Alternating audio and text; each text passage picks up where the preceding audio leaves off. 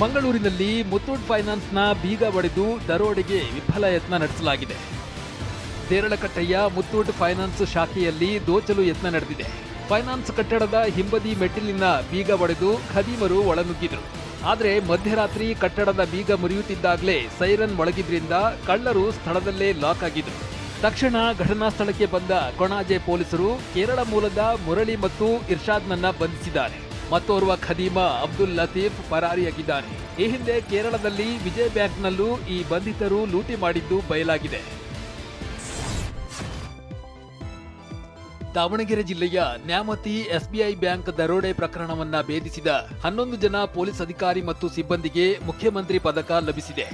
ರಾಜ್ಯದಲ್ಲೇ ಅತಿ ಹೆಚ್ಚು ಮುಖ್ಯಮಂತ್ರಿ ಪದಕವನ್ನ ಪಡೆದ ದಾವಣಗೆರೆ ಪೊಲೀಸರು 13 ಕೋಟಿ ಮೌಲ್ಯದ 13 ಕೆಜಿ 750 ಗ್ರಾಂ ಚಿನ್ನವನ್ನ ದೋಚಿದ್ದ ಪ್ರಕರಣದ ಪತ್ತೆಯಲ್ಲಿ ಚನ್ನಗಿರಿ ವಿಭಾಗದ ಎಎಸ್ಪಿ ಶ್ಯಾಮ್ ವರ್ಗೀಸ್, ದಾವಣಗೆರೆ ಗ್ರಾಮಾಂತರ ಡಿವೈಎಸ್ಪಿ ಬಿಎಸ್ ಬಸವರಾಜ್, ನ್ಯಾಮತಿ ಠಾಣೆ ಇನ್ಸ್ಪೆಕ್ಟರ್ ರವಿ ಎನ್ಎಸ್ ಪ್ರಮುಖ ಪಾತ್ರವನ್ನ ವಹಿಸಿದ್ರು. ಈ ಕೇಸನ್ನ ಪತ್ತೆ ಹಚ್ಚಿದ ಒಟ್ಟು 11 ಸಿಬ್ಬಂದಿಗೆ ಮುಖ್ಯಮಂತ್ರಿ ಪದಕದ ಗರಿ ಲಭಿಸಿದೆ. ಕೋಟಿ ಬೆಲೆಯ ಕೆಜಿಗಟ್ಟಲೆ ಚಿನ್ನ ಸ್ಮಗ್ಲಿಂಗ್ ಕೇಸ್ನಲ್ಲಿ ಸಿಕ್ಕಿಬಿದ್ದ ನಟಿ ರನ್ಯಾ ರಾವ್ ಪ್ರಕರಣದಲ್ಲಿ ಗೌರವ್ ಗುಪ್ತಾ ನೇತೃತ್ವದ ವಿಚಾರಣಾ ಸಮಿತಿಯಿಂದ ವರದಿಯನ್ನ ಸಲ್ಲಿಸಲಾಗಿದೆ. ಕೆಂಪೇಗೌಡ ಏರ್ಪೋರ್ಟ್ನಲ್ಲಿ ರನ್ಯಾ ರಾವ್ ಬಂಧನದ ಬಳಿಕ ರನ್ಯಾ ಮಲತಂದೆ ಡಿಜಿಪಿ ರಾಮಚಂದ್ರ ರಾವ್ಗೆ ತನಿಖೆ ಬಿಸಿ ತಗುಲಿದೆ. ಕೇಸ್ ಸಂಬಂಧ ಕಡ್ಡಾಯ ರಜೆ ಮೇಲೆ ತೆರಳುವಂತೆ ಸರ್ಕಾರ ಆದೇಶಿಸಿದ್ದು, ಪ್ರಕರಣದಲ್ಲಿ ರಾಮಚಂದ್ರ ರಾವ್ ಪಾತ್ರದ ಬಗ್ಗೆ ವರದಿ ಸಲ್ಲಿಕೆಗೆ ಸಮಿತಿಯನ್ನ ರಚಿಸಲಾಗಿತ್ತು. ಈ ಪ್ರಕರಣ ಸಂಬಂಧ ಮುಖ್ಯ ಕಾರ್ಯದರ್ಶಿಗೆ 230 ಪುಟಗಳ ವರದಿಯನ್ನ ಸಲ್ಲಿಕೆ ಮಾಡಲಾಗಿದೆ. ಈ ವರದಿಯಲ್ಲಿ ರಾಮಚಂದ್ರ ರಾವ್ ಹೇಳಿಕೆಯನ್ನ ದಾಖಲಿಸಿದ್ದು, ರನ್ಯಾಗೆ ನಾನು ಪ್ರೋಟೋಕಾಲ್ಗೆ ಸೂಚನೆಯನ್ನ ಕೊಟ್ಟಿಲ್ಲ, ಆದ್ರೆ ರನ್ಯಾ ರಾವ್ ಪ್ರೋಟೋಕಾಲ್ ಬಳಕೆ ಮಾಡ್ತಾ ಇದ್ದಿದ್ದು ಗೊತ್ತಿತ್ತು ಅಂತ ತಿಳಿಸಿದ್ದಾರೆ. ಬೆಂಗಳೂರಿನ ಸಂಪಿಗೆಹಳ್ಳಿ ಠಾಣಾ ವ್ಯಾಪ್ತಿಯಲ್ಲಿ ಸ್ಫೋಟಕ ಪತ್ತೆ ಪ್ರಕರಣದ ತನಿಖೆಯಲ್ಲಿ ಸ್ಫೋಟಕ ವಿಚಾರಗಳು ಬಯಲಾಗಿವೆ. ಸ್ಫೋಟಕ ಪತ್ತೆ ಪ್ರಕರಣದಲ್ಲಿ 3 ಹೆಸರು ಬಯಲಾಗಿದ್ದು, ಕೇಂದ್ರ ತನಿಖಾ ತಂಡಗಳಿಂದ ವಿಚಾರಣೆ ನಡೆಸಲಾಗಿದೆ. ಈ ವೇಳೆ ಮಹತ್ವದ ಅಂಶಗಳು ಬಯಲಾಗಿವೆ. ಅದೊಂದು ಜಾಗದಲ್ಲಿ ಸ್ಫೋಟಕ ಇಡುವುದಕ್ಕೆ ಪ್ಲಾನ್ ನಡೆದ ಸ್ಫೋಟಕ ಅಂಶ ವಿಚಾರಣೆ ವೇಳೆ ಆರೋಪಿ ಅಬ್ದುಲ್ ಬಾಯ್ಬಿಟ್ಟಿದ್ದಾನೆ. ಎನ್ಐಎ, ಐಬಿ, ಐಎಸ್ಟಿ ಅಧಿಕಾರಿಗಳಿಂದಲೂ ತೀವ್ರ ವಿಚಾರಣೆ ನಡೀತಾ ಇದ್ದು, ಬಂಧಿತ ಆರೋಪಿ ಒಬ್ಬೊಬ್ಬರ ಬಳಿ ಒಂದೊಂದು ವಿಚಾರ ಬಾಯ್ಬಿಟ್ಟಿದ್ದಾನೆ. ಪ್ಯಾಲೇಸ್ ಗ್ರೌಂಡ್ನಲ್ಲಿ ಅನಾಮಿಕನೊಬ್ಬ ಸ್ಫೋಟಕ ಕೊಟ್ಟಿದ್ದಾಗಿ ಹೇಳಿದ ಆರೋಪಿ ಸಿಗರೆಟ್ ಶಾಪ್ ಬಳಿ ಸ್ಫೋಟಕ ಇಡುವುದಕ್ಕೆ ಶಂಕಿತ ಹೇಳಿದ್ದಾಗಿ ತಿಳಿಸಿದ್ದಾನೆ. ಆದರೆ ಆ ಅನಾಮಿಕ ಯಾರು ಅನ್ನೋ ಸ್ಪಷ್ಟ ಮಾಹಿತಿ ಬಯಲಿಗಿಳಿಯೋದೇ ತನಿಖಾ ತಂಡಗಳಿಗೆ ಸವಾಲಾಗಿದೆ. ಬಿಜೆಪಿಯಿಂದ 6 ವರ್ಷಗಳ ಕಾಲ ಉಚ್ಚಾಟನೆಯಾದ ಬೆನ್ನಲ್ಲೇ ಮಾಜಿ ಸಿಎಂ ಬಿಎಸ್ ಯಡಿಯೂರಪ್ಪ ಬಿಜೆಪಿ ರಾಜ್ಯಾಧ್ಯಕ್ಷ ವಿಜಯೇಂದ್ರ ವಿರುದ್ಧ ಶಾಸಕ ಯತ್ನಾಳ್ ಮತ್ತೆ ವಾಗ್ದಾಳಿ ನಡೆಸಿದ್ದಾರೆ. ರಾಜ್ಯದಾದ್ಯಂತ ನಮ್ಮ ಹೋರಾಟ ಆರಂಭವಾಗಿದೆ. ರಾಜ್ಯದಲ್ಲಿ ಹಿಂದೂ ಪಕ್ಷವನ್ನ ಕಟ್ಟುವ ಅನಿವಾರ್ಯತೆ ಇದೆ ಎಂದ ಯತ್ನಾಳ್, ನಾನು ಬಿಜೆಪಿ ವಿರುದ್ಧ ಯಾವುದೇ ಅಶಿಸ್ತನ್ನ ತೋರಿಸಿಲ್ಲ. ಬಿಎಸ್ವೈ ವಿಜಯೇಂದ್ರ ಭ್ರಷ್ಟಾಚಾರದ ಬಗ್ಗೆ ಮಾತನಾಡಿದ್ದೇನೆ ಎಂದಿದ್ದಾರೆ. ನೋಡಿ, ನಾವು 3 ವರ್ಷದ ಸಾಕಷ್ಟು ಸಮಯ ಇದೆ. ನಾವು ಯಡಿಯೂರಪ್ಪ ಕುಟುಂಬದಿಂದ ಹೊರಗೆ ಬರ್ತೀವಿ, ಹಿಂದುತ್ವ ರಕ್ಷಣೆ ಮಾಡೋರನ್ನ ನಾಯಕತ್ವ ಕೊಡ್ತೀವಿ, ಅಡ್ಜಸ್ಟ್ಮೆಂಟ್ ರಾಜಕಾರಣಿಗಳನ್ನ ದೂರ ಸರಿಸ್ತೀವಿ ಅಂತೇಳಿ ಬಂದರೆ ನಾವು ಯಾವುದೇ ಮುಂದಿನ ಹೆಜ್ಜೆ ಇಡುವುದಿಲ್ಲ. ಇಲ್ಲ, ನಾವು ಯಡಿಯೂರಪ್ಪಗೆ ಕರ್ನಾಟಕ ಬಿಜೆಪಿ ಮಾರೇ ಬಿಟ್ಟಿವಿ ಅಂದ್ರೆ ನಾವು ಮುಂದಿನ ಹೆಜ್ಜೆ ಇಡಬೇಕಾಗ್ತದೆ. ನನ್ನ ಹೋರಾಟ ಬಿಜೆಪಿ ಪ್ರಧಾನಮಂತ್ರಿ ಮೋದಿ ವಿರುದ್ಧ ಅಲ್ಲ. ಬಿಜೆಪಿ ನೈತಿಕ ಅಧಂಪತನಕ್ಕೆ ಬಿವೈ ವಿಜಯೇಂದ್ರ ಕಾರಣ. ಬಿಎಸ್ವೈ ಕುಟುಂಬಕ್ಕೆ ನಾಯಕತ್ವ ಕೊಟ್ಟರೆ ಬಿಜೆಪಿ ಹೀನಾಯವಾಗಿ ಸೋಲುತ್ತೆ ಅಂತ ಉಚ್ಚಾಟಿತ ಶಾಸಕ ಯತ್ನಾಳ್ ತೀವ್ರ ವಾಗ್ದಾಳಿ ನಡೆಸಿದ್ದಾರೆ. ಸಿಎಂ ಕಾವೇರಿ ನಿವಾಸಕ್ಕೆ ಬಂದ ಡಿಸಿಎಂ ಡಿಕೆ ಶಿವಕುಮಾರ್ ಸಿದ್ದರಾಮಯ್ಯರನ್ನ ಭೇಟಿಯಾಗಿದ್ದಾರೆ. ಸಿದ್ದರಾಮಯ್ಯಗೆ ಯುಗಾದಿ ಶುಭಾಶಯವನ್ನ ತಿಳಿಸಿದ ಡಿಕೆ ಶಿವಕುಮಾರ್ ಕೆಲ ಪ್ರಮುಖ ವಿಚಾರಗಳನ್ನ ಚರ್ಚಿಸಿದ್ದು, ಈ ಬಗ್ಗೆ ಕುತೂಹಲ ಕೆರಳಿಸಿದೆ. ಬುಧವಾರ ಸಿಎಂ ಸಿದ್ದರಾಮಯ್ಯ ದೆಹಲಿಗೆ ತೆರಳಲಿದ್ದು, ಸಂಪುಟ ಪುನಾರಚನೆ, ವಿಧಾನ ಪರಿಷತ್ ನಾಮನಿರ್ದೇಶನ ಸೇರಿದಂತೆ ಹಲವು ವಿಚಾರವಾಗಿ ಹೈಕಮಾಂಡ್ ನಾಯಕರ ಜೊತೆಗೆ ಚರ್ಚೆ ನಡೆಸಲಿದ್ದಾರೆ. ಹೀಗಾಗಿ ಸಿಎಂ ಸಿದ್ದರಾಮಯ್ಯ ಡಿಕೆಶಿ ಮಾತುಕತೆ ಮಹತ್ವ ಪಡೆದುಕೊಂಡಿದೆ.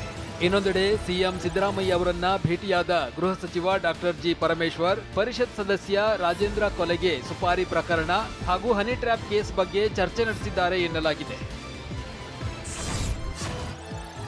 ಸಚಿವ ಕೆಎನ್ ರಾಜಣ್ಣಗೆ ಹನಿ ಟ್ರ್ಯಾಪ್ ಮಾಡಲು ಯತ್ನ ಆರೋಪ ಪ್ರಕರಣದ ತನಿಖೆ ತೀವ್ರಗೊಳಿಸಲು ಸಿಐಡಿ ಸಜ್ಜಾಗಿದೆ. ಹಲವು ಆಯಾಮಗಳಲ್ಲಿ ತನಿಖೆಗೆ ಸಿಐಡಿ ತಯಾರಿ ನಡೆಸಿದ್ದು, ತುಮಕೂರಿಗೆ ತೆರಳಲು ಅಧಿಕಾರಿಗಳ ತಂಡ ಸಜ್ಜಾಗಿದೆ. ತುಮಕೂರು ಯೂತ್ ಕಾಂಗ್ರೆಸ್ ಕಾರ್ಯಕರ್ತರ ವಿಚಾರಣೆ ನಡೆಸುವ ಸಾಧ್ಯತೆ ಇದೆ. ಮತ್ತೊಂದೆಡೆ ಸಚಿವ ಕೆಎನ್ ರಾಜಣ್ಣರನ್ನ ಹನಿ ಟ್ರ್ಯಾಪ್ ಯತ್ನ ಪ್ರಕರಣದ ಬಗ್ಗೆ ಪ್ರತಿಕ್ರಿಯೆ ನೀಡಿದ ಸಚಿವೆ ಲಕ್ಷ್ಮೀ ಹೆಬ್ಬಾಳ್ಕರ್, ಹನಿಯೂ ಇಲ್ಲ, ಯಾವ ಟ್ರ್ಯಾಪ್ ಇಲ್ಲ, ತನಿಖೆಯಲ್ಲಿ ಸತ್ಯಾಸತ್ಯತೆ ಹೊರಗೆ ಬರುತ್ತೆ ಎಂದಿದ್ದಾರೆ.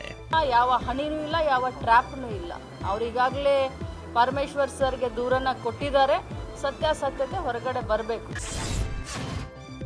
ಮಹಾರಾಷ್ಟ್ರದ ನಾಗ್ಪುರದಲ್ಲಿರುವ ಆರ್ಎಸ್ಎಸ್ ಕೇಂದ್ರ ಕಚೇರಿಗೆ ಪ್ರಧಾನಿ ಮೋದಿ ಭೇಟಿ ನೀಡಿದ್ದಾರೆ.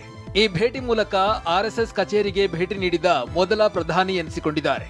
ಭೇಟಿ ವೇಳೆ ಸ್ಮೃತಿ ಮಂದಿರದಲ್ಲಿ ಪ್ರಾರ್ಥನೆಯನ್ನ ಸಲ್ಲಿಸಿದ ಮೋದಿ ಸರಸಂಘ ಚಾಲಕ ಗುರೂಜಿ ಎಂಎಸ್ ಗೋಲ್ವಾಲ್ಕರ್ ಸ್ಮಾರಕಕ್ಕೆ ನಮನವನ್ನ ಸಲ್ಲಿಸಿದ್ರು.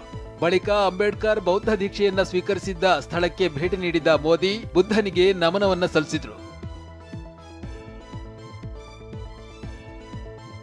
ಬಳಿಕ ಕಾರ್ಯಕರ್ತರನ್ನ ಉದ್ದೇಶಿಸಿ ಭಾಷಣವನ್ನ ಮಾಡಿದ ಮೋದಿ ಆರ್ಎಸ್ಎಸ್ ಸಂಘಟನೆಯಿಂದ ಸಾಕಷ್ಟು ಉತ್ತಮ ಕೆಲಸಗಳು ಆಗ್ತಿವೆ. ಆರ್ಎಸ್ಎಸ್ ದೇಶದ ಸಾಕಷ್ಟು ಜನರಿಗೆ ಸ್ಫೂರ್ತಿ ಮಾದರಿಯಾಗಿದೆ ಅಂದ್ರು.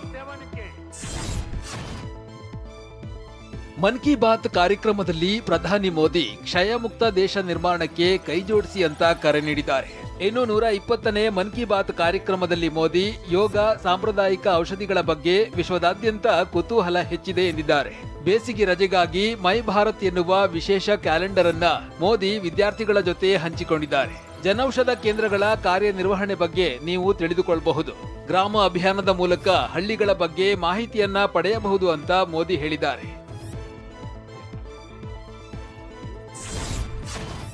ನಾಡಿನೆಲ್ಲೆಡೆ ವಿಶ್ವಾವಸು ನಾಮ ಸಂವತ್ಸರ ಯುಗಾದಿ ಹಬ್ಬವನ್ನ ಸಂಭ್ರಮದಿಂದ ಆಚರಿಸಲಾಯಿತು.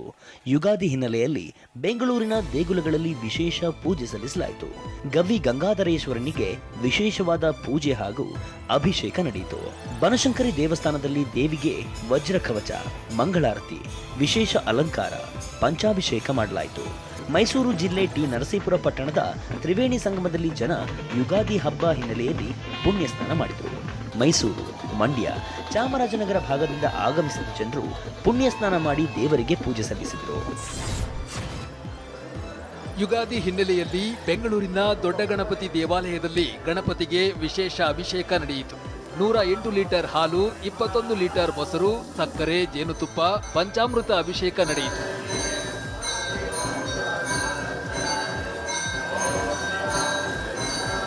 ಚಾಮರಾಜನಗರದ ಮಲೆ ಮಹದೇಶ್ವರ ಬೆಟ್ಟದಲ್ಲಿ ಯುಗಾದಿ ಹಿನ್ನೆಲೆಯಲ್ಲಿ ಮಹದೇಶ್ವರನ ರಥೋತ್ಸವ ನಡೆಯಿತು.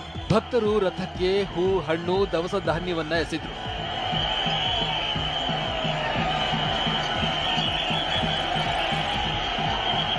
ಯುಗಾದಿ ಪ್ರಯುಕ್ತ ಬೆಂಗಳೂರಿಗರು ಹೋಳಿಗೆಗಳಿಗಾಗಿ ಕ್ಯೂ ನಿಂತಿದ್ರು. ಚಾಮರಾಜಪೇಟೆಯಲ್ಲಿ ತಾಜಾ ಹೋಳಿಗೆಗಾಗಿ ಜನಸಾಗರವೇ ಸೇರಿತ್ತು.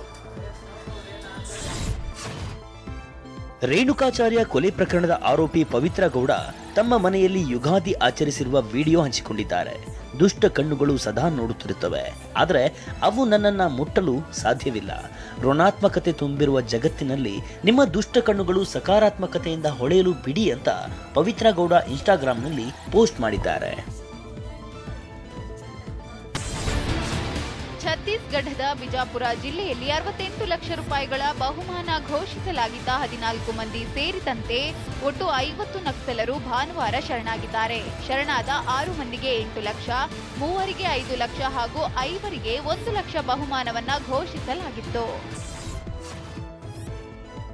ಸೂರತ್ನಿಂದ ಕೋಲ್ಕತ್ತಾಗೆ ತೆರಳುವ ಇಂಡಿಗೋ ವಿಮಾನದಲ್ಲಿ ಅಶೋಕ್ ಬಿಸ್ವಾಸ್ ಎಂಬಾತ ಬೀಡಿ ಸೇದಿದ್ದು ಕೂಡಲೇ ಸಿಬ್ಬಂದಿ ಆತನನ್ನ ಹಿಡಿದು ಪೊಲೀಸರಿಗೊಪ್ಪಿಸಿದ್ದಾರೆ.